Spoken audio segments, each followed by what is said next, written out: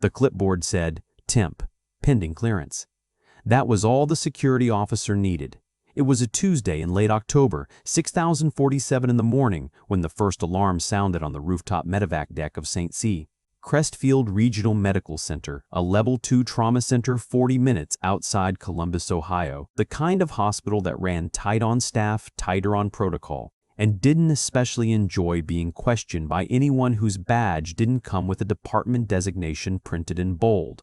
The kind of institution where authority moved in straight lines and anything that stepped sideways got corrected fast. She had been there for 11 days. 11 days as a float nurse pulled from a staffing agency placed on the surgical floor assigned to beds 7 through 14, and told by her charge nurse, a thin-lipped man named Gerald Hoffner who ran his unit like a maritime boarder, that her primary job was to follow the board stay in her zone and not touch anything that didn't have her name on the order. Her name, according to the visitor tag printed at the front desk, was Claire Mercer, 36 years old, agency float, temporary placement, blue scrubs worn at the knees, a low bun gone slightly loose from a 12-hour overnight, a silver wristwatch on her left wrist, plain-faced, the kind bought at an airport exchange kiosk, except that underneath it, pressed flat against the skin, barely visible when her sleeve rode up, was something older.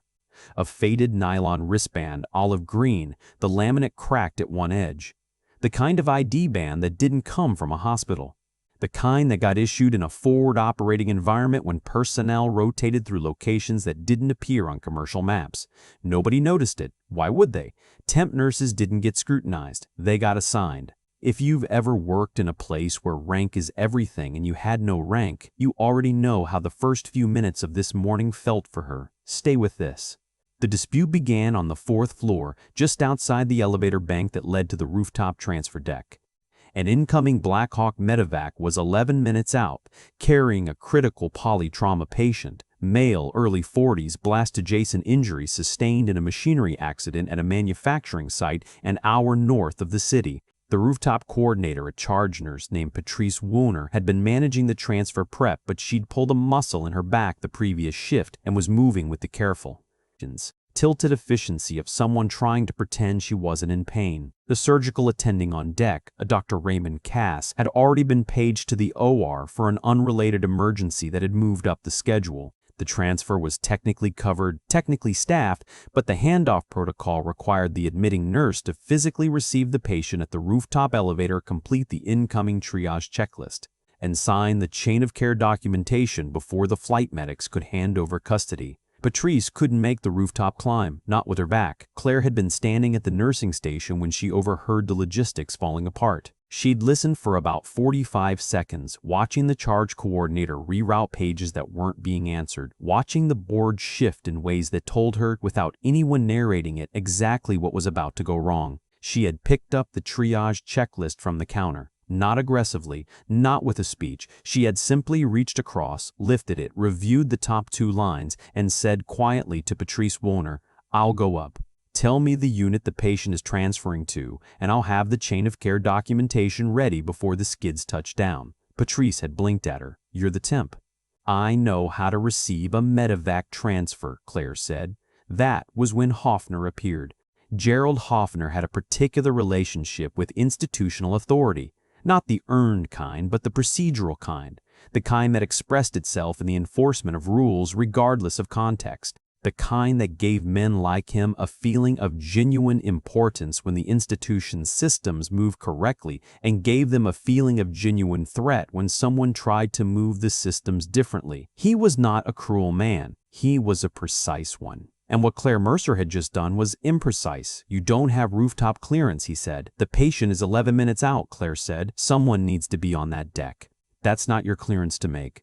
"Who authorized you to pull that checklist?" She looked at him steadily. "No one. I pulled it because it needed to be pulled." Hoffner turned to the nearest desk staff. "Get security. There is a specific kind of humiliation that only institutional settings can manufacture. One that doesn't involve shouting, doesn't involve spectacle, but is somehow worse for being so procedurally tidy. It arrived in the form of 2 men from the hospital security department, a younger officer named Bryce who was 24 years old and had the practice walk of someone who had been told their job was important, and a senior officer named Dale who had been with the hospital for 9 years and treated every enforcement action with the same flat efficiency he'd probably applied to parking tickets. They arrived within 90 seconds. Bryce positioned himself to Claire's left. Dale positioned himself to her right. "Ma'am," Dale said, "we're going to need you to step away from the clinical area." Claire didn't move immediately. She set the triage checklist down on the counter with deliberate placement, face up, oriented toward Patrice, who was watching from 3 feet away with an expression that had moved past discomfort into something closer to dread.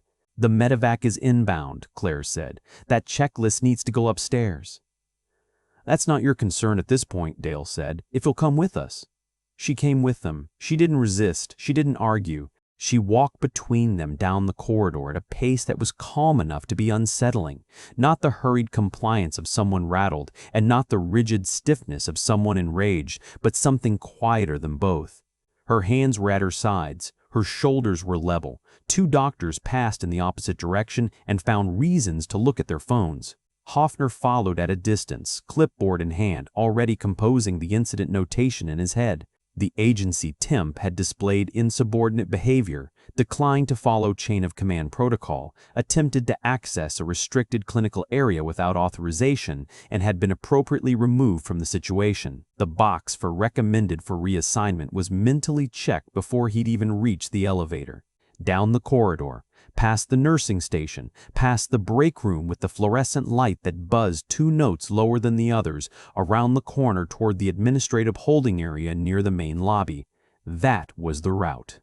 Standard removal procedure. They were approximately 40 feet from the elevator when the rooftop alarm changed, not the standard medevac prep tone, the secondary tone, shorter intervals. The sound that the rooftop staff only ever heard when something about an incoming transfer had escalated beyond the standard parameters. Patrice's radio crackled with a voice from the flight crew. "Crestfield ground, we are 90 seconds out with a patient in secondary cardiac event. We need a receiving clinician on that deck right now. Repeat, patient is coding en route." The charge coordinator's voice came back unsteady. We are working on coverage, Crestfield. We don't have time for coverage. We need someone on that deck."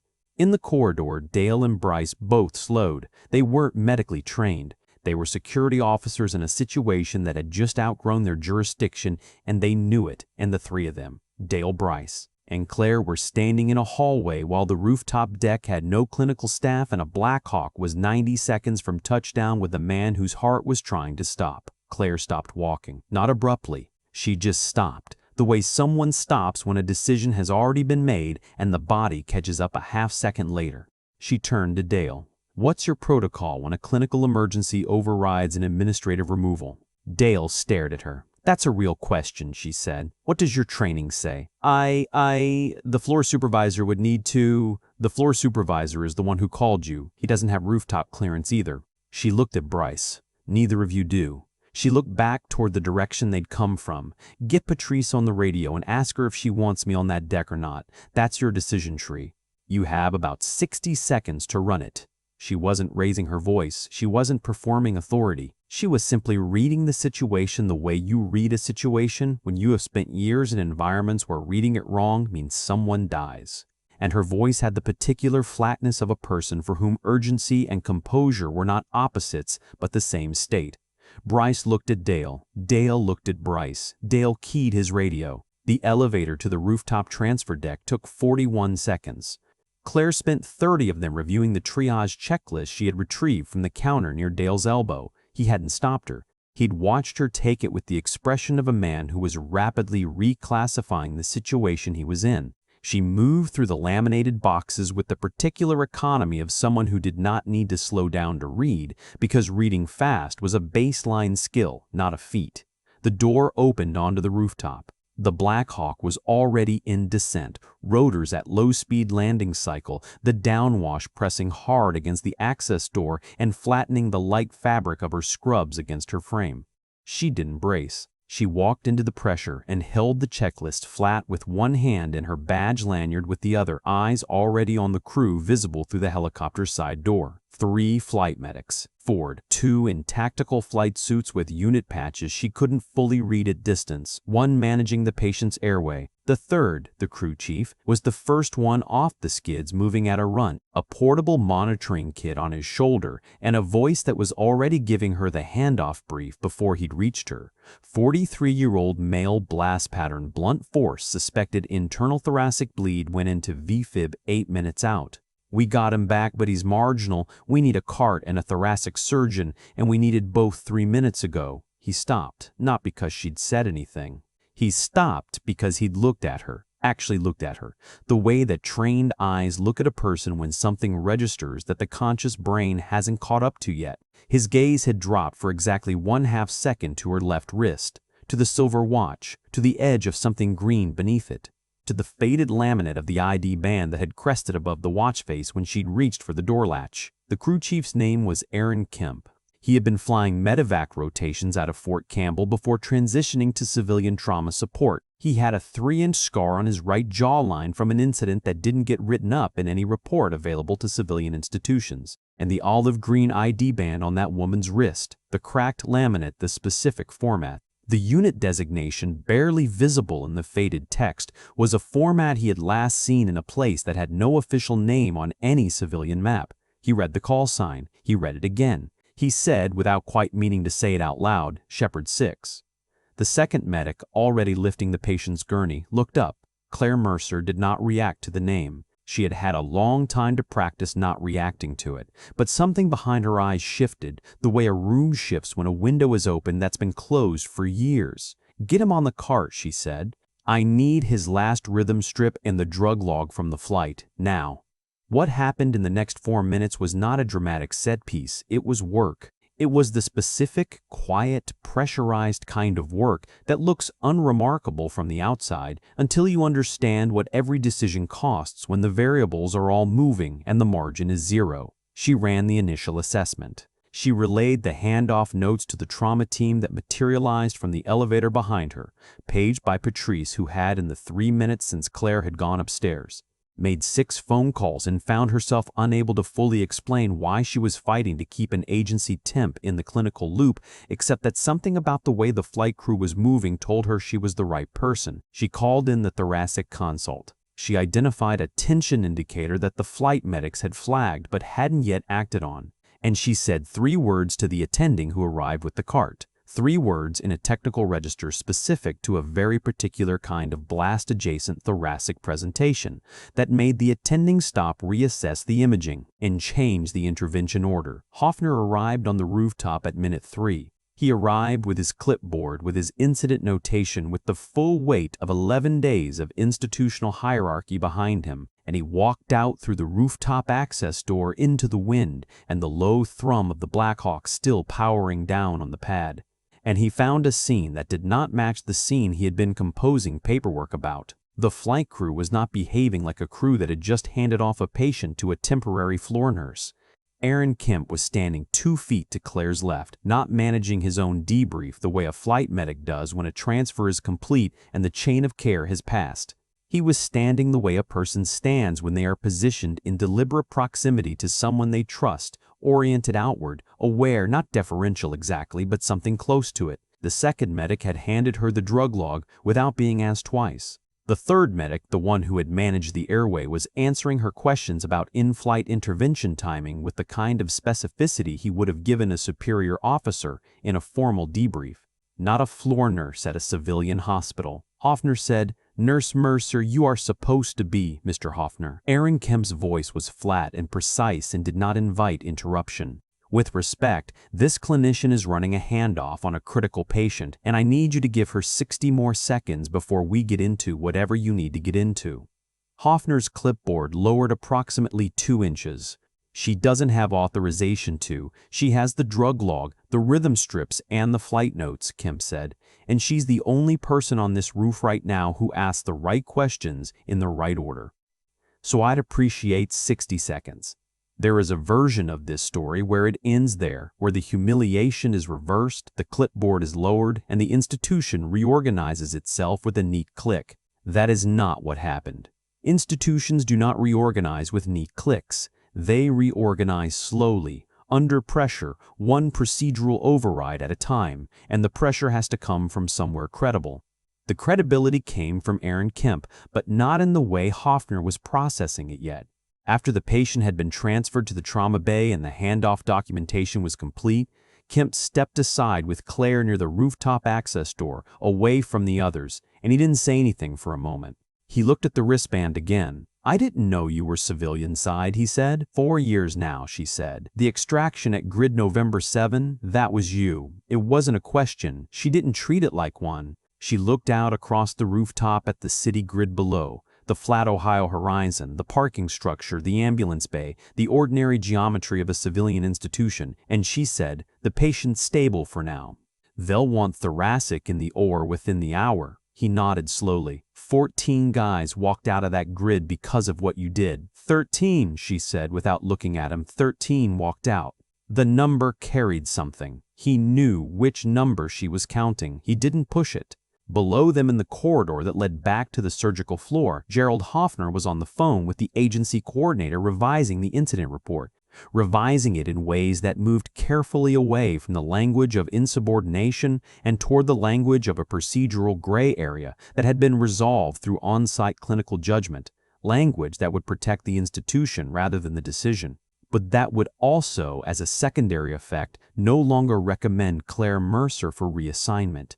He hadn't been told to make that revision by a supervisor. He'd made it because Aaron Kemp, before descending to the lobby to complete his own debrief paperwork, had stopped at the nursing station and asked in a tone that was professionally polite and entirely immovable to speak with the department director. And the department director, who had been in the building for 23 years and knew how to read the room when a decorated flight medic with a campaign service patch on his shoulder asked to discuss the treatment of a specific clinical staff member, had listened for 4 minutes and said very little, and then made a phone call of her own. Institutions do not collapse around the truth. They adjust to it slowly through channels, with language designed to minimize liability and maximize continuity.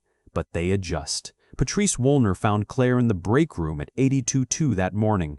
Claire was sitting at the corner table with a paper cup of coffee that had gone cold and the triage checklist, completed, signed, and dated, sitting in front of her. There was a faint tremor in her left hand that she controlled by pressing it flat against the table, which was something she had learned to do years ago in a different building in a different country, after a mission debrief that nobody who hadn't been there would have believed. Patrice sat down across from her. "I need to ask you something," Patrice said. Claire waited. "The flight crew, the way they were standing around you up there?" Patrice paused. "Who are you?" Claire looked at her paper cup. She looked at the checklist. She looked at Patrice Woolner, a woman who had been running this floor for 11 years, who knew every protocol in the binder and every person who'd ever bent one, who had spent the morning trying to solve a problem that had solved itself around a temp nurse she'd barely spoken to in 11 days. "I'm the nurse on beds 7 through 14, Claire said. Patrice studied her for a long moment. Her eyes dropped briefly to the wristband visible below Claire's watch. She didn't ask about it. Some questions, asked by the right person in the right moment, are answered completely by the thing they choose not to say. "The department director wants to talk to you about a permanent placement," Patrice said finally.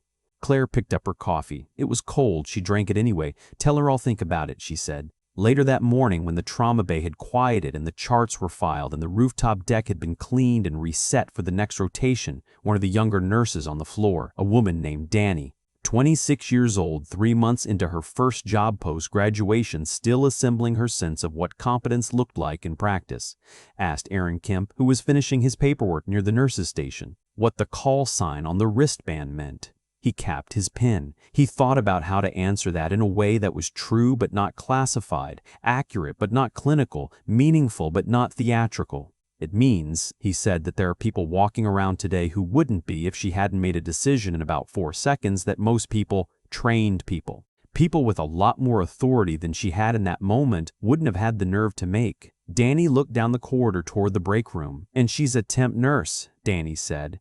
She was a temp nurse this morning, Kim said, and left it there. He signed his paperwork, picked up his kit, and walked toward the elevator. He paused once near the door to the rooftop stairs and looked back in the direction of the break room. 14 people, 13 walking. He knew the number she was carrying. He had carried it too differently for 4 years. The name on the memorial panel at Fort Campbell, the 4th row, left side. A man named Marcus who had been 2 feet from Claire when the grid had collapsed and who had not been 2 feet in the right direction. You don't stop carrying that. You just learn to work with it in your hands. By the time the Tuesday morning shift had fully turned over, the incident report in Gerald Hoffner's system had been revised twice. The word insubordinate did not appear in the final version. The word temp had been replaced with agency clinical staff. The box for recommended for reassignment was empty. On the 4th floor, beds 7 through 14 were covered. And in the room where the corridor bent toward the break room and the fluorescent light buzzed its 2-note imperfection, the triage checklist that should have gone unsigned and unclimbed sat in the completed file, signed in a handwriting that was precise and unhurried, the handwriting of someone who had signed documents in worse conditions than a rooftop access door in an October wind. The institution had not been dismantled. It had not been shamed into spectacle.